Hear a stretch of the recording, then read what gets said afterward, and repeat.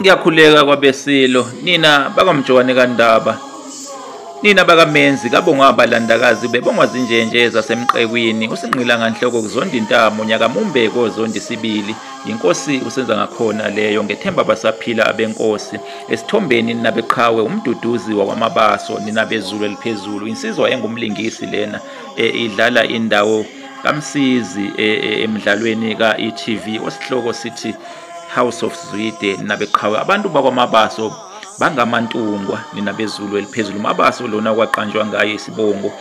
wayeyindodana kaMntungwa kaMbulazi wayumne wabo kaKhumalo nabeqhawe umabaso wazala abakwamabaso uKhumalo wazala abakwaKhumalo bobabili umabaso noKhumalo babengamadodana kaMntungwa kaMbulazi ninabezulu eliphezulu esibongweni sakwamabaso kwabe kwaphuma ezinye futhi izibongo ibongo ifana nesakwakhulu ibongo ifana nesakwaNdaba Bhadela kanye nezinye izibongo oNdaba Bhadela batholakala lena ekoloni ninabezulu eliphezulu kanti kwaKhumalo nakhona kwabuye kwaphuma nezinye izibongo ibongo ezifana nesakwaNkosi Ndlangamandla woNyandeni woNgubeni wonkomo kanye nezinye izibongo nabezulu eliphezulu zombili le izibongo lezi esakamabaso nesakwaKhumalo izibongo zasemantungweni nabeqhawe nabezulu eliphezulu asikho lapho kakhulu sikulensizwa lena okuthiwa uNongila insizwa eyabuthwa inkosi usenza ngakhona ninabeqhawe ibuthelwa ebuthweni intontela kwakukhona kuyo noNdlela kaSompisi kanye noHlathi kaNtopo wakwaNtshangase uNdlela kaSompisi ngwakwantuli ninabeqhawe kwahamba uNdlela kaSompisi waba undunankulu wesilo uDingane isilo saseMgungundlovu ninabeqhawe noNgila ke ninabesilo wayeyinhloli yamakhosi akwaZulu ninabeqhawe ngaphandle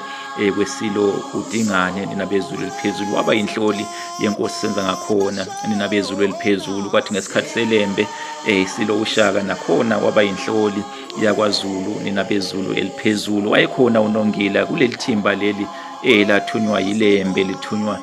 lena kwelamangisi ukuba liyokwakha ubuhlobo ngo1828 ninabeqhawe ithimba lelo elaliholwa umfoka Sibiya uSotobe kaMpangalala ninabezulu eliphezulu elalikade lisuke kwaZulu ebusika buka 1828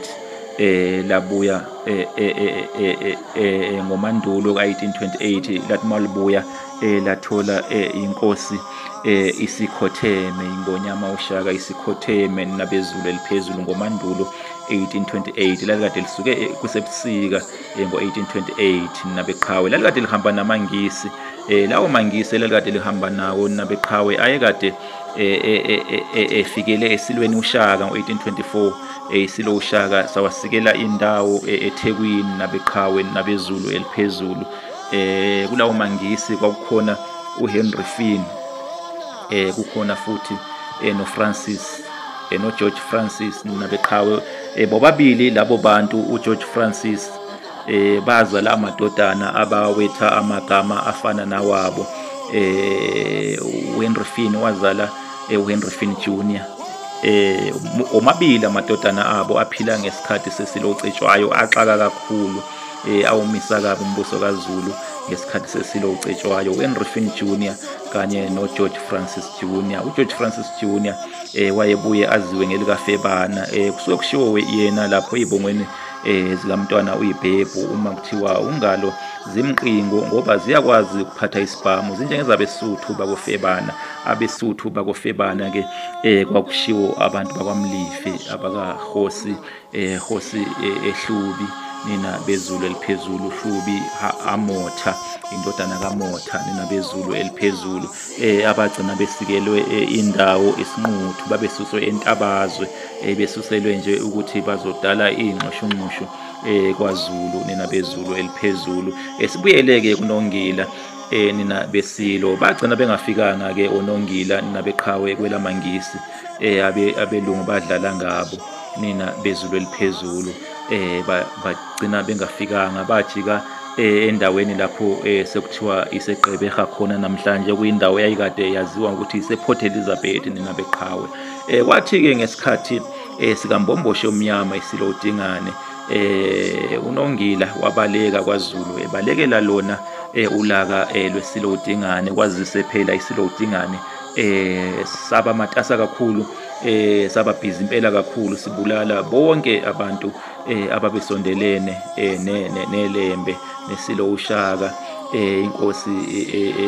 uNzwakele yakwaDube yabulawa nayo kulowo mkhankaso lowo. Inkosi yaseMbo, inkosi uYihlandlo kaGcwabe yabulawa. Inkosi uYihlandlo kaGcwabe, nina beqhawe, nina beZulu eliphezulu. Ingakho lapha ey'bongweni zeLembe kuthiwa oYihlandlo kaGcwabe ngibasolile ngabasokoco, hhayi Gcwabe kaYihlandlo, nina beZulu eliphezulu, nina beSilo ningaphambanisi, nina beZulu eliphezulu. Yakhothama nayo inkosi uYihlandlo ngesandla senkosi uDingane, nina beZulu eliphezulu, kanye nabanye abaningi ababesondelene neSilo uShaka. Wabaleka-ke uNongila waya lena ekoloni, uze wabuya sekubusa iSilo uMpande, waqhubeka futhi nobunhloli, waba yinhloli, nina beZulu eliphezulu. Kwathi ngenkathi-ke sekubusa iSilo saSondini, iSilo uCetshwayo wanyuswa esikhundleni, waba ngabanye babeluleki, waba ngomunye wabeluleki omkhulu nina beZulu eliphezulu, ngoba phela wayeseluphele ngaleso sikhathi, kwasekukhulekile impela nina beZulu eliphezulu. Kulwa nje impi yaseSandlwane, uyena wayengumeluleki weyinhloli nina beZulu eliphezulu, uNongila kanye nezinye iy'nsizwa nina beZulu eliphezulu. Ake ngime-ke lapho, sewashayile kanyana uNondlini, usewashayile kanyana amathunga, baphile abeZulu eliphezulu. Sizochaza-ke ngokuzayo ngelinye iqhawe lakwesinye futhi isibongo, nina beZulu eliphezulu. Baphile abenkosi, baphile abakaMbomboshe Omnyama, uMgabadeli owagabadela inkundla kwaBulawayo, iHwanqaladla amanye amahwanqa wabaladla uPiti, kwaba seMgungundlovu, inkomo yabuya wedwa kwaSoshangane, ezinye zofa uMndlebe. Ngiphile nina beZulu eliphezulu.